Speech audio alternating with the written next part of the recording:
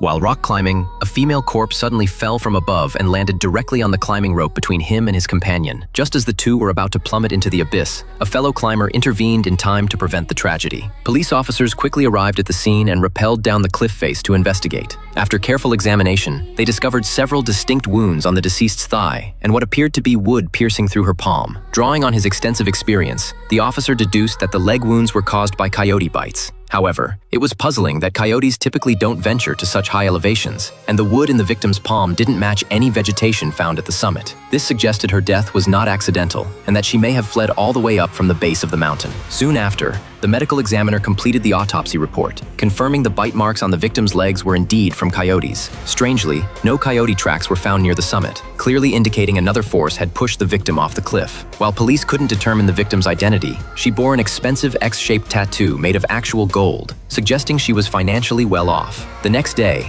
officers searched for clues along the mountain trail. Outside a hunting cabin, they discovered bloody footprints. Inside the room was a blood-stained rope, apparently used by the victim to tourniquet her thigh before she died. But staying in the cabin would have been far safer. Why did she flee all the way to the summit? As the officer puzzled over this, a black bear suddenly charged out, knocking the female officer to the ground. The thin cabin door stood no chance against a several hundred-pound bear. In that critical moment, the male officer decisively drew his weapon and fired. After 2 shots, the bear fled in panic. In the forest, they found the victim's abandoned sneakers. The officers theorized she had been hiking and strayed off the trail before being attacked by coyotes. Shortly after, they spotted bullet marks grazing a rock face. The officer retrieved the bullet from a large tree and immediately called the medical examiner, who confirmed the woman's left leg had been shot before the bite wounds. The gunshot wound had been concealed by the external injuries. This is a gripping suspense thriller series, and the victim's identity remains deeply mysterious. The show is called Untamed.